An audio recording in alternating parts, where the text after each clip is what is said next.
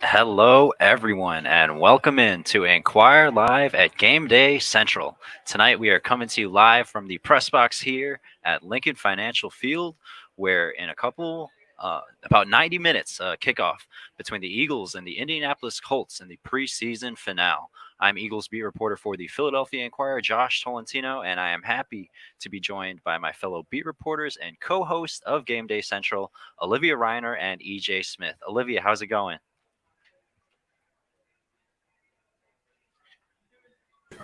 I'm doing well, Josh. It's great to see you, and it's even better, honestly, no offense, to see EJ. It's been so long.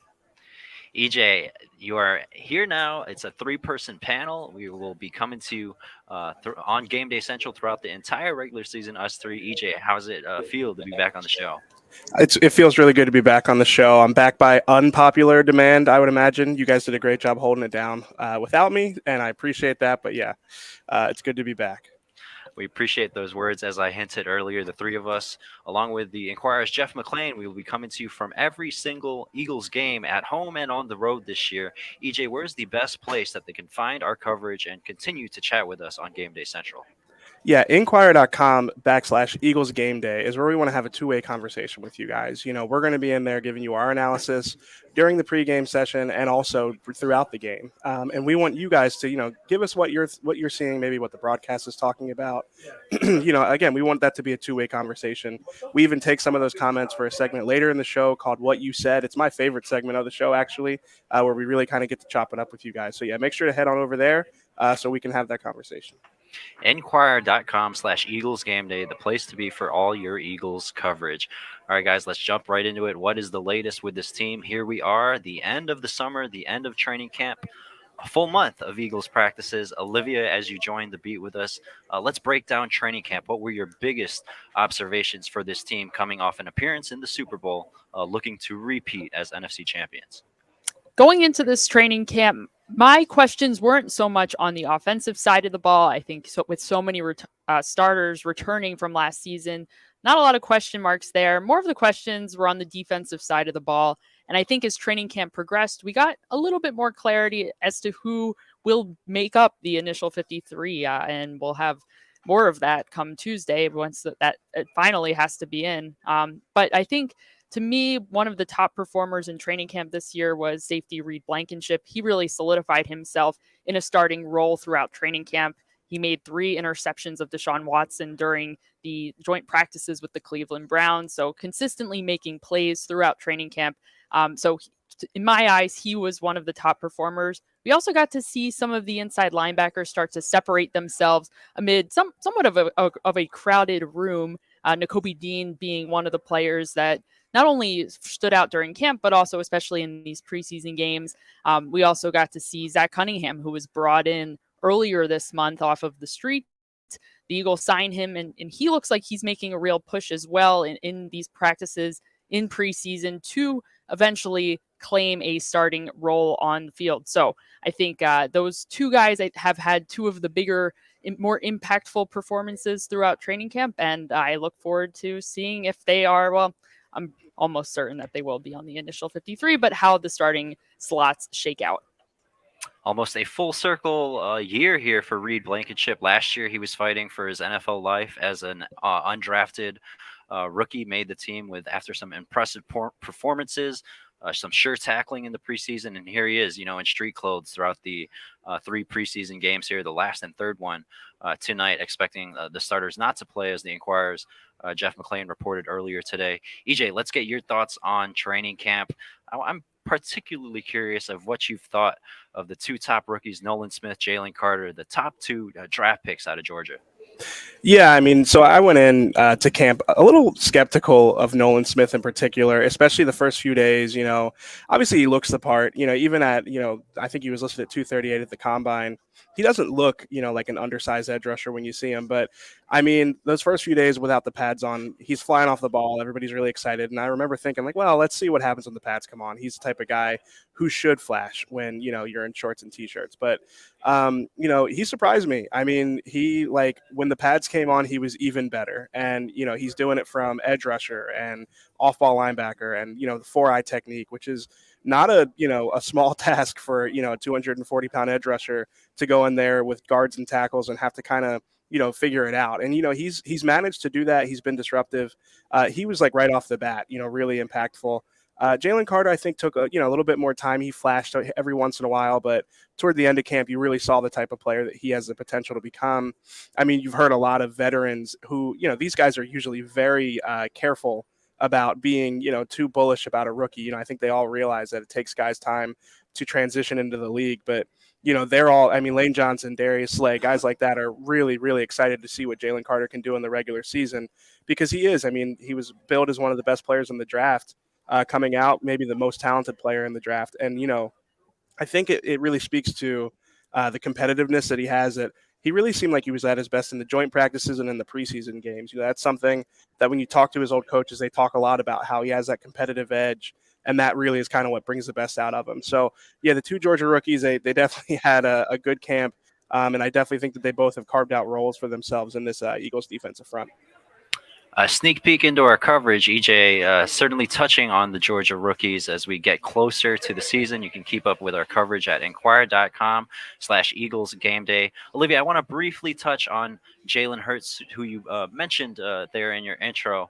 But it's crazy. Here we are 7 minutes into the show discussing all aspects of the roster. And Jalen, he's just been, I guess the word is consistent all throughout camp, even on his off days, which, is a very iffy word, if so, because, it's just almost become a rarity at this point with his decision making.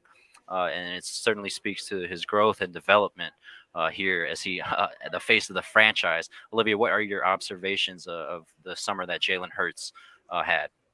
Josh, I think you used the right word, consistency. I think the fact that we're not talking about him is probably good, because then I think if we were talking about him, it would be more so of like, oh no, he took a step back from where he left off last season. He continues to look great. He continues to look dominant. He continues to build chemistry with what appears once again to be the three key players in the passing game: Dallas Goedert, A.J. Brown, Devontae Smith, continuing to get the bulk of the targets throughout training camp, and he's connecting with them with what seems like ease on the outside. But clearly that's just evidence of what they've built over the last couple of seasons, bringing that in and maturing in a third, well, not necessarily for Brown, but maturing kind of in this new season. So I'm eager to see how they continue to develop and their chemistry continues to develop as the season continues and as we get started here. But I think the fact that we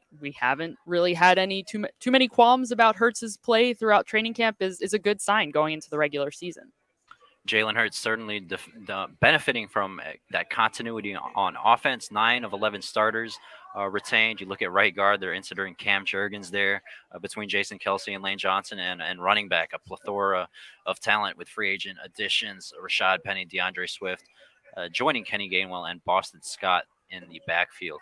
EJ, let's quickly rewind to Tuesday's practice. I specifically want to get your vantage point, because you kind of had like the bird's eye view there in the stands of the moments that basically marked the end of training camp.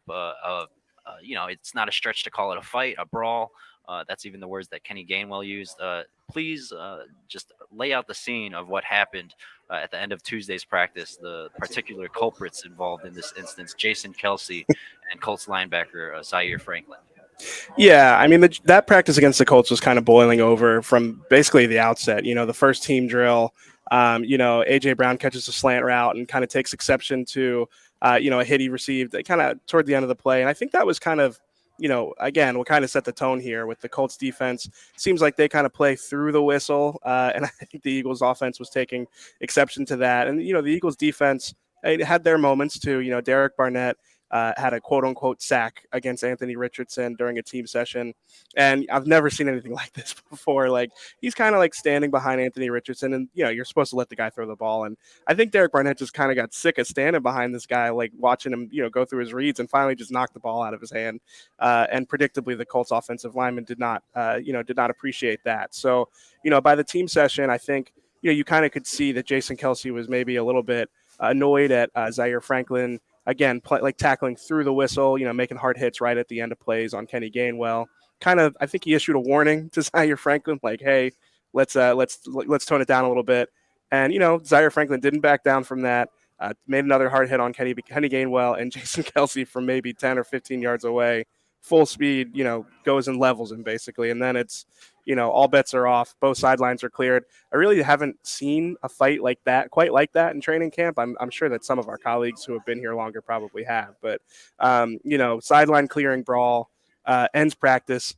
Everybody seemed, fine with it mostly. I think Jason Kelce was the most, ashamed. I think he kind of acknowledged that it was a cheap shot on Zaire Franklin and said that it was, unbecoming of, a leader of the team and somebody. He basically said that he shouldn't have done it. But I mean, listen, these things happen. I think training camp, you're going to have your fights. And honestly, like, I think a lot of players, appreciated like what it said about like the camaraderie that the group has and, the togetherness. So, training camp fights, again, like that's kind of something that just happens over time. And I do think that each of the Eagles joint practices, with the exception of maybe the first Browns one, but the second practice against the Browns for sure, those practices all had edges. They were, salty practices with guys kind of pushing and shoving, definitely like seemed like there was a mentality in some of these practices that, things were, kind of prone to boil over because they were definitely very physical sessions. So. EJ, an excellent job at laying out the scenes there from Tuesday. We'll touch a little bit more on that fight later in our favorite segment called What You Said. Guys, let's transition over to who's hurt, who's healthy. We saw last year the Eagles played in the Super Bowl with all 22 starters healthy, the same starters that started the beginning of the season. They kind of continued that momentum into the summer. Through the first couple of weeks, they were pretty healthy. But over the past couple of weeks, past several days, certainly some injuries to discuss. I think we've got to revisit Hassan Reddick. Last year through the playoffs, led the NFL in sacks with 19 and a half in his first year back in Philadelphia, just a ways away from his hometown of Camden. Attended Temple. Olivia, what is the expectation here as Hassan Reddick rehabs from that thumb injury? The season opener, as a refresher, September 10th at New England, a couple weeks away. When we initially got the news about Hassan Reddick's injury and his procedure, we were under the impression that he would be back for week one. That was the word, and that is still the word as far as we know. We'll look to get an update on him as we get closer to week one. However, that is the latest. I think certainly the Eagles want him back as soon as he can. However, if he's healthy, we'll see. I don't have any sort of way to look into the future here, but that is the word right now, is that he should be back for week one. EJ, I want to go to you with a couple receivers, both with the same diagnosis in terms of injury. Wide receiver Quez Watkins dealing with a hamstring injury. He returned to practice, was a limited participant earlier in the week. And fellow wide receiver, and the team's featured punt returner, Britton Covey, he actually remained sidelined with his hamstring injury. Again, observing his teammates from the sideline. Definitely a positive note to see Quez back there. I think he's certainly in the mix of, those top four spots with A.J. Brown, Devontae Smith, Quez, and Olamide Zaccheaus. Britton Covey, what's your take on him missing the past couple of weeks with a hamstring injury? I wouldn't necessarily say a new punt returner has emerged, or taken over his spot. Was the team's featured punt returner throughout last season. Yeah, I mean, he plays a really important role in their special teams. I know that he doesn't necessarily have the upside, to break off big returns like some of the other guys across the league. But I think with how well the Eagles offense moves the ball and how productive that group is, you just want a guy to go back there and catch it, And I think, one of the things I think that practice is most, telling about is how much more comfortable Britton Covey is fielding punts than the rest of the Eagles roster. All the guys they have back there. Not saying they don't have guys who are capable of doing it, but I mean, these guys, have to juggle footballs while they catch punts. And it's like the one time that NFL players don't really look all that coordinated when they have to try and do this. But Britton Covey, is the one that can do it. So, I definitely think that's something that, is really worth monitoring going into week one. I would guess Olamide Zaccheaus has experience fielding punts. There's a bunch of guys who can do it in a pinch. Devontae Smith's another guy who you bring back there maybe for a little more upside on the return. But if you're asking me who's the most sure-handed guy, it's Britton Covey. So, hamstrings can be tricky. They sometimes can take a little bit longer. It's just that rehab process can kind of, drag out. So definitely something that I think going into week one, you'd feel a lot better about the Eagles special team situation if Covey were back there. Again, not saying they don't have guys who can do it, but like as far as just like a sure-handed person who you can trust to catch it, I think Covey's the leader in the clubhouse. And really quick on Quez, like he had a really great start to camp. Nick Sirianni talked about how he had a really good offseason. So it's definitely not ideal that he missed these reps, but I do think that there's a chance that he could carve out like a little bit of a bigger role or a little bit more of a productive role this year. Yeah, and when Quez was out, you'd still see him taking mental reps, as AJ and Brown and Devontae Smith would exit the field and the second team would take over. Quez peppering them with questions about, what had just happened against the opposing defenses that they were going up against. And now he's back in the mix there with the wide receivers.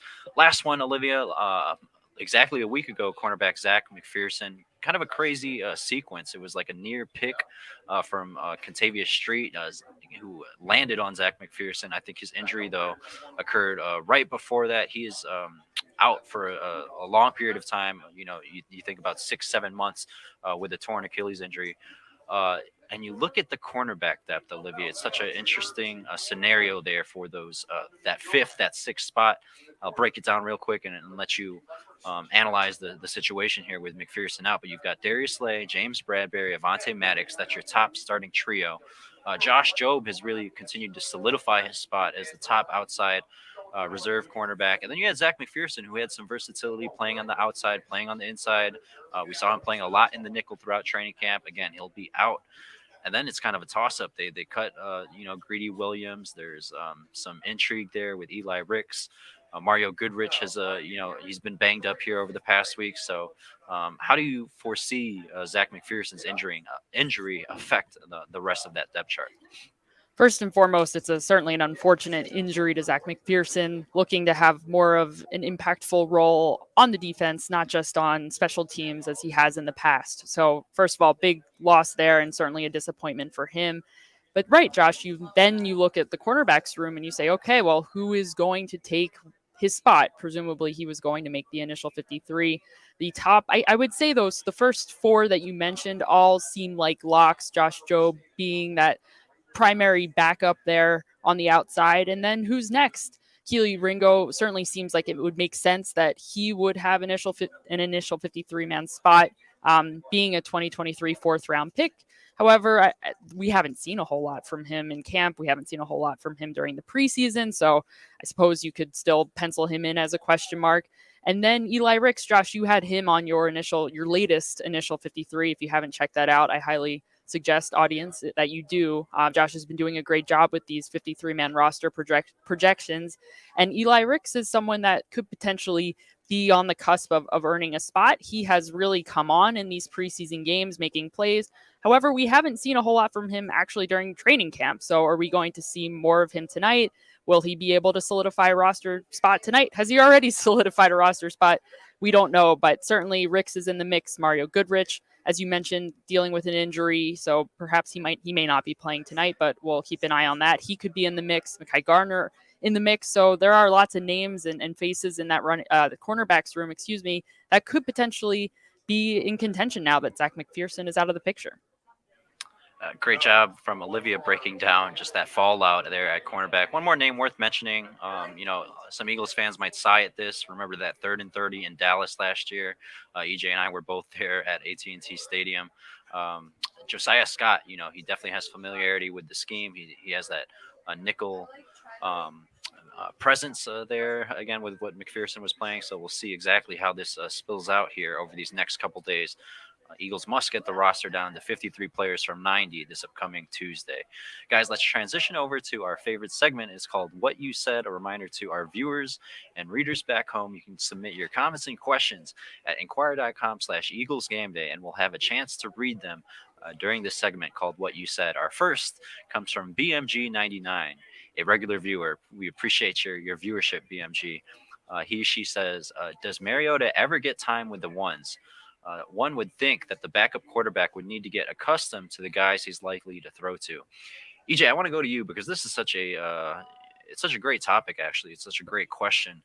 Considering you look at Jalen Hurts' injury history, the front office, the coaching staff, certainly knocking on wood here. They want especially Jalen Hurts to play in every game, certainly in the regular season as they fight for that top seed in the NFC. We saw what happened last year, but over the past 2 seasons, Jalen Hurts has missed 3 regular season games with different injuries.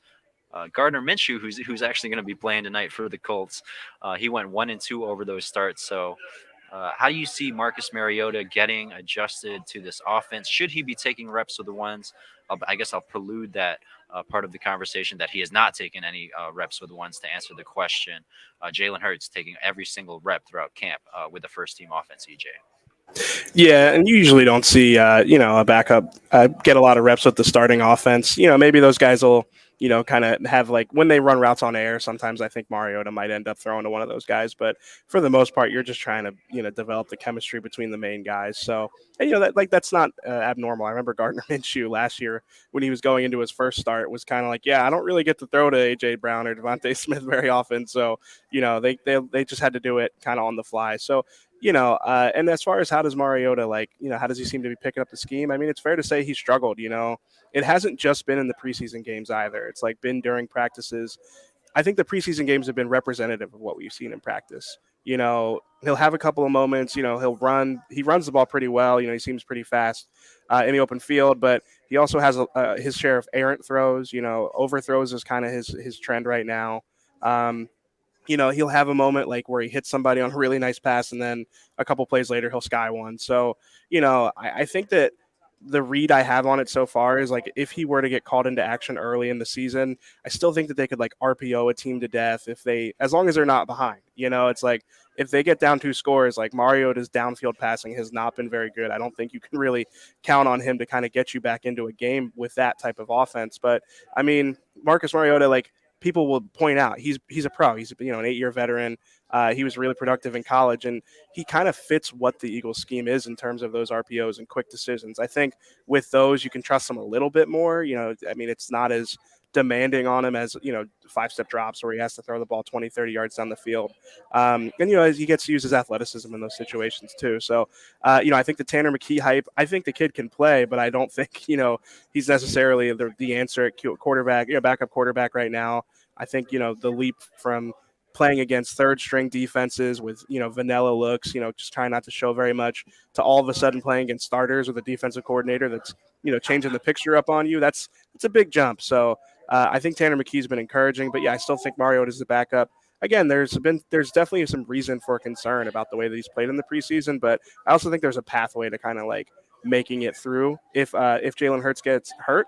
And, obviously the Eagles are hoping that this conversation is a complete waste of time because Jalen Hurts plays all the games. So, EJ, breaking down the backup quarterback situation there with Marcus Mariota, Tanner McKee, and Ian Book, who we'll see tonight, perhaps maybe his final time as an Eagle. We'll see how that roster breakdown shakes up as the cutdown day nears this upcoming Tuesday. Olivia, this next one goes to you. It comes from Geb310, who says, Jason Kelce will gift Zaire Franklin, a local Philly kid, a jersey after the game, and all will be forgotten as the Colts go 6-11 and the Eagles will go 12-5. Olivia, I want to concentrate, I guess, on the Zaire Franklin part of this. Attended high school here, went to LaSalle again, even took his teammates to D'Alessandro's cheesesteaks up there in Northwest Philly a few days ago. I mean, I don't think it was necessarily the player involved here with Zaire Franklin. I think, the way that EJ described what had happened on Tuesday, no matter who it was, it seemed like Jason Kelce was going to steamroll that person at any given point. Zaire Franklin certainly took exception afterwards. EJ laid out how Jason Kelce walked back his actions. So I think, there was a funny photo taken, shout out to our photographer Heather Khalifa, of actually after that entire scene.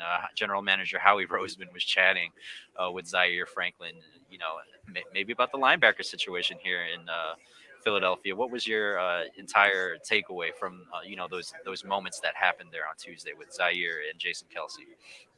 Yeah, it's certainly, I guess, an unfortunate scenario. You would hope that maybe that they could resolve their issues in a different way, but it doesn't happen, and it is what it is. Jason Kelce at least owned it and came out and spoke to the media and did what he needed to do to move on from it. And yeah, I don't know if that jersey swap or at least Jason Kelce gifting Zaire Franklin a jersey will happen. However, I'm sure that could be on the table. I will admit I've been peeking my eyes out over my laptop and taking a look at the field to see if there's anything, any interactions going on pregame. I haven't seen anything. Perhaps postgame would be a better time for it, but it's certainly a question worth asking if there will be any additional amends made after the fact. It didn't seem like the two of them had discussed what had happened immediately afterwards, not to be expected. I think Jason Kelce was trying to cool down a bit, but now that a couple days have passed, perhaps they'd be willing to hash it out, especially seeing as Franklin is a local kid. Yeah, and I'm gonna use the baseball analogy here. Like, when a player gets beamed, and then the next ensuing inning, the other player from the other team will get beamed by the pitcher. I don't expect that to happen here today. Obviously, a majority of the starters will be held out.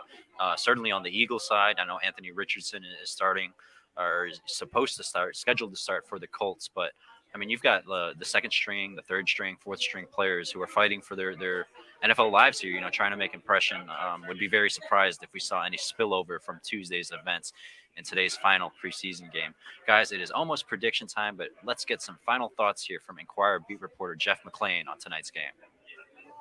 Hi, I'm Jeff McLean of the Philadelphia Inquirer. Thanks for joining me here on Gameday Central. And I'm going to talk a little about the Eagles preseason finale against the Colts. Typically, this is a game that doesn't have much meaning for the Eagles and most of their starters. None of them will play. Jalen Hurts will get the night off again, like he has the entire preseason, and that goes for pretty much any of the starters and really a lot of the players who are going to have roles in this team. I'd assume Jalen Carter, the rookie defensive tackle, won't play. Nolan Smith got hurt last week and has a shoulder injury, so he's not going to play, and I think the Eagles are pretty much bubble wrap him for the rest of the preseason. But there will be a number of players who are battling for bubble roster spots that should be out there. There's still a lot of questions about who's going to be the starting safety opposite Reed Blankenship, who's going to be the starting linebacker opposite Nakobe Dean. And there are some other spots, again, on the bubble that are still up for grabs. So if we're looking at safety, you still have 4 names competing for that spot. You have Terrell Edmonds, you have Kayvon Wallace, you have Justin Evans, and you have also the rookie, Sidney Brown. And right now, it seems like that's really could go any way with those guys. At linebacker, Zach Cunningham, over the last few weeks, seems to have basically wrestled that spot from anybody else. And that includes, I think, Christian Ellis and the other combatant for that spot, which is Nicholas Morrow, who's kind of disappointed as a free agent. The other positions I'm looking at, really, honestly, quarterback. It's hard to not be a little excited about Tanner McKee, the Eagles' 6th-round draft pick, and how he's performed in the first 2 preseason games. He's pretty much going to have that third quarterback spot. I know there's been some discussion about whether he could be the backup and take away the number 2 role from Marcus Mariota, who has struggled in the preseason and camp. But I just find it very hard to believe that the Eagles are going to throw the rookie into that spot right off the bat. Mariota has 8 previous years of NFL experience. He's won in the league 34 times as a starter. And the scheme, I think, placed his strengths in terms as a runner. And I just don't know if the Eagles are ready to go that far. Now, there may be some point during the season where you see Tanner McKee quietly assume that backup role if Marcus does struggle in practice. But the Eagles have to be careful about putting too much on the rookie's plate. As for some of the bubble roster spots, you're always looking at the line play, who can sneak in at the defensive end outside linebacker spot. You have Kyron Johnson, who just had an appendectomy, so who knows if he'll even play and what that could do in terms of him making the roster. You have Janarius Robinson, who was on the team all of last year and has performed well in camp, but is there room for him to sneak on? On the offensive line, Dennis Kelly was a veteran the Eagles brought in late. I think right now he's on the outside of that bubble and may not make the team at that position. And then there's a lot of question about how many inside linebackers are the Eagles going to take, how many safeties and cornerbacks they're going to take. Zach McPherson's Achilles tendon tear, which ended his season, could open the door for someone at that cornerback spot. But I think Josh Jobe, when you look at the reserve spots, Josh Jobe is going to get in. The rookie Keely Ringo is going to get, maybe Mario Goodrich, who is right now the backup slot cornerback. Maybe he sneaks into that spot, although he recently suffered an injury. So we'll see what that does in terms of his chances. And then one position that I'm looking just to see how he performs, because there's no more competition here. The Eagles cut undrafted rookie punter Ty Zentner last week, and Aaron Sipos pretty much has the job to lose. Does that mean he's automatically going to be the punter starting the season? I don't know. I think he still has to go out there and perform well and show that he can compete and play at a high level. And the Eagles may want to see what happens with some of these competitions on other teams, or whether a punter may wrestle free and they can sign him before the start of the season. Roster cut down day is next Tuesday. The Eagles got to get from 90 to 53. So a lot of the guys you're going to see on the field tonight aren't going to be on the roster in a few weeks, or aren't going to be on the roster in a few days. But when the season starts, they won't be in the roster. There'll be a number of guys on the practice squad, 16 guys. So you're talking 53 plus 16 plus a number of guys on IR, and that gets you pretty close to 75 players. So not all of them are going to go, but a good number will go, and it'll be interesting to see how that plays out, not only in the preseason finale, but also the next few days. The Eagles have a few practices after that to make decisions, and then finally on Tuesday when they have cut downs. So that's it for me here at Game Day Central. Back to you guys. Thank you to Enquirer beat reporter Jeff McLean for his thoughts on tonight's final preseason game. Olivia, let's get your thoughts. Give me one player you are watching out for tonight. EJ already touched on him a little bit earlier, but listen, Marcus Mariota, I know it's not necessarily imperative that we see a mind-blowing preseason performance from him. However, it would be great to see like one good drive. That would be great. I think Jeff McLean reported earlier today that Mariota will be starting today, and he'll just get the first drive of the game. That'll be it for him. What can he do during that drive to maybe assuage some of the concerns that Eagles fans may have? Through 2 games, Mariota has only completed 57.1% of his passes. He hasn't passed for a touchdown yet, and he has a quarterback rating of 56.3. So not so great. Threw an interception. Can we see a little bit more from him tonight? All right, first drive, first quarter. Olivia is paying attention to Marcus Mariota. EJ, this time last year, a couple standouts who we discussed throughout the show: Josh Jobe, Britton Covey, Reed Blankenship, certainly at the top of the show. They made the roster, the active roster, out of the preseason with their performances in games like tonight. Who's one player on the roster bubble that you are watching out for in tonight's game? Yeah, I'm going to cheat a little bit and give you 2 players with one last name, Kyron Johnson and Patrick Johnson. I think that there's kind of a log jam at the edge rusher position, kind of at the bottom of the roster. I think, they're probably only going to have 1 or 2 spots for 3 or 4 guys. So, if one of those guys can make an impact tonight, I think it would help, go a long way to helping their chances of making the roster. I'm not saying that they're really I'm not saying that they, if they don't make an impact, they're not going to make the team. But I think, having a good game tonight would definitely help. Because again, I think there are, 1 or 2 spots for a few guys there. Yeah, definitely a stacked group there, led by Josh Sweat, Hassan Reddick, Brandon Graham, all double-digit sacks last year. But both of the Johnsons, Kyron Johnson, Patrick Johnson, there at the bottom of that depth chart, but also bringing some special teams value. Guys, before we wrap up, Olivia, any final thoughts on tonight's game? I am eager to see this preseason finale, and I'm just as eager for the regular season to get here and to continue to chat with all of you here at Game Day Central as the season continues. There we go. EJ, it is your first time joining us for this 3-person Game Day Central panel that will continue to bring our audience throughout the season. Any final thoughts from you, EJ? I'm just happy to be back at the stadium instead of on my couch in quarantine. I think my dogs are also happy that I'm gone, honestly. I think I overstayed my welcome. So there we go, guys. Awesome to be here with you on Game Day Central, but it is time to wrap up. Thank you, everyone, so much for tuning in to Enquire Live at Game Day Central. Make sure you stick around at enquire.com/Eagles Game Day to follow along with us as we live tweet throughout the season, throughout the game, and you can find all our coverage there on Game Day Central. For EJ Smith and Olivia Reiner, I am Josh Tolentino. Thank you so much for tuning in to Game Day Central. Enjoy tonight's game, and we will see you for the regular season.